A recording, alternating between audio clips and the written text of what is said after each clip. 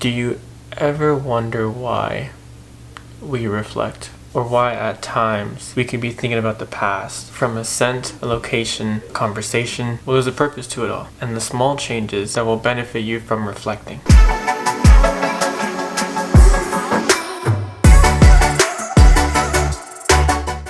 Okay, so if you're wondering, yeah, I have been thinking about the past a lot lately, or maybe, no, I actually haven't been, but I clicked on this video and now I'm here, then I'm here to tell you that thinking about the past isn't always a bad thing. In actuality, us as humans even teach it in all forms. What do I mean by this? Well, think of this morning. This morning, or 5 seconds ago, you were doing something before you clicked on this video. You thinking about that now is the past, which means that where you're at now, currently, is the present, now reflecting on something that just happened. Now, this is an example of something minor, yet there are times where we as humans think back to things that are more major. Maybe it was a conversation, an event, an altercation with someone. Maybe it was a memory from a song that brought you back into a place that you never thought you'd be back at again. All of these are good reflections, but it's when we dwell there and don't bring about change that can make us feel stuck or helpless in moving forward. So how do you move forward? Well, it's pretty simple, yet complicated. All you need to do is actually do. Let me explain. Every moment of every day, you choose to do something, whether voluntary or involuntary. Either way, you are doing something from the smallest thing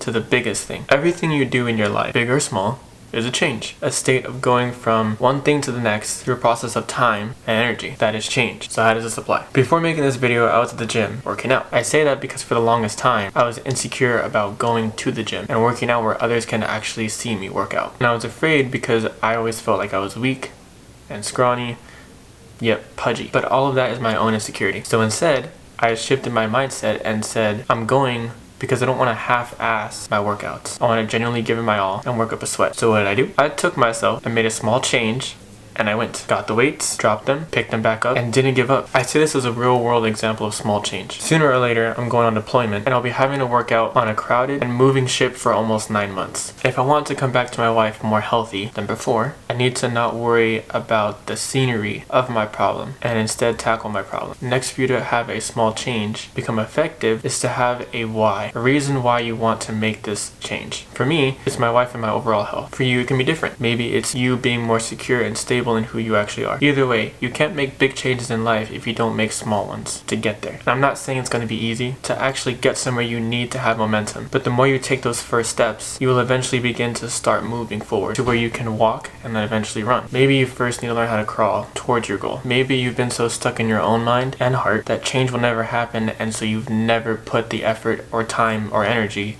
into actually moving forward because you've been so conformed to your surroundings. Maybe walking is too much for you, and that's okay. Yet you still need to move. You need to keep going and keep growing, because without growth you can't change, and without change you can't mature. Without maturity you can't become. Without becoming you can't be. So I challenge you, if you've been reflecting on something, take some time to make a decision, make a choice to make a small change, and then another small change. And sooner or later, those small changes will shape more of who you are and your life. Thank you all for watching and tuning in, and until next video, see ya.